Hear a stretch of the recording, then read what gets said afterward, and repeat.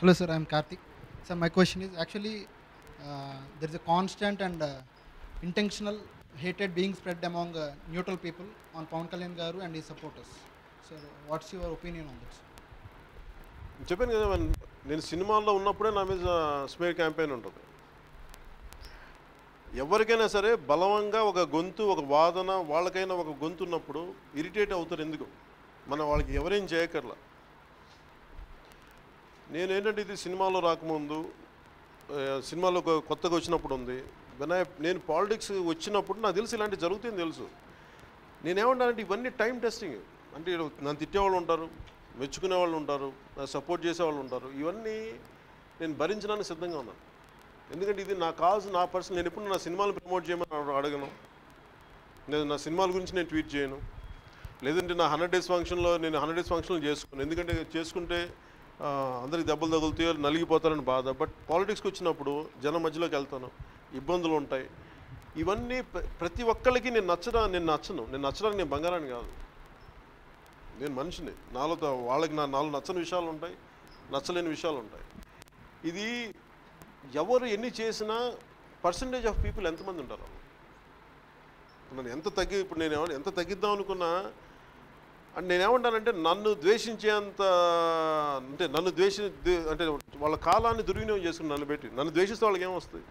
It's waste of your energy. ఏమిలా నవ్వుకేమో చాలా చిన్న మసిల్స్ కదలాలన్నావు. ఒకరిని ద్వేషించాలంటే మొత్తం బాడీ అంతా బ్లడ్ పొల్యూట్ అయిపోద్ది, వాడి ఫేషియల్ మసిల్స్ పాడైపోతాయి.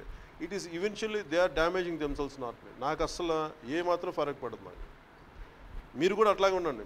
నేనేమంటానంటే మొన్న ఏదో చెప్తాం అంటే మరీ కూర్చోబెట్టి సహనం చూపిద్దాం. సహనం ఉండాలి, 100% సహనం ఉండాలి. కానీ మరీ హద్దులు దాటిపోయి మనల్ని చచ్చిపోయేంత సహనం అయితే నేను భరించను. నాకు అది కూడా ఇష్టం లేదు. అంటే మరీ అంటే మనం ఎవరి మీద దాడి చేయం. మనల్ని దాడి చేస్తున్న వాళ్ళ మీద కనీసం చేతులు కూడా అడ్డు పెట్టుకూడదంటే కొట్టమని చెప్తామేంటి? అందుకని మనం కూర్చోబెట్టి మరీ చేతులు కట్టుకొని కూర్చోవాల్సిన అవసరం లేదు. కానీ అట్ ద సేమ్ టైం ఎదురు దాడి చేయాల్సిన అవసరం కూడా లేదు. అవసరం అయితేనే అట్లీస్ట్ గార్డ్ చేసుకుందాం అంతే. ఇంకా ఏంటంటే మీరు ఒకళ్ళు మనల్ని క్రిటిసైజ్ చేస్తున్నప్పుడు దాని ఇంటెన్సిటీ ఎంతో చూడండి, వాళ్ళ ఇంటెన్షన్ ఎంతో చూడండి. దెన్ ఆఫ్టర్ సమ్ టైం మీకే అర్థం అవుద్ది. అండ్ అనవసరంగా ఇలాంటి వాళ్ళని పెంచి పెద్ద చేయడం తప్ప జస్ట్ వదిలేసి. అంటే నేను పర్పస్ఫుల్గా నేను టీవీలన్నీ చూడను. ఎందుకంటే నేను మిగతా ఇష్యూస్ మీద నా మైండ్ పెట్టడానికి నేను చాలా చోజన్ సెలెక్టివ్గా ఫస్ట్ ఎవరైనా అడుగుతాను ఏమేమి జరుగుతున్నాయి అంటే మరి నేను తిట్టే ప్రోగ్రామ్స్లో సరే చెప్పకండి నాకంటే. సరే ఎలా మెచ్చున్నారంటే సార్ దేశం సుభిక్షంగా పర్లేదు అలాగే తిట్టే వాళ్ళు ఉన్నారంటే భరిస్తాను. మరీ నేను కూర్చోబెట్టి అలాగే ఇప్పుడు ఫర్ ఎగ్జాంపుల్ అంటే మీరు సున్నితంగా ఉండకూడదు.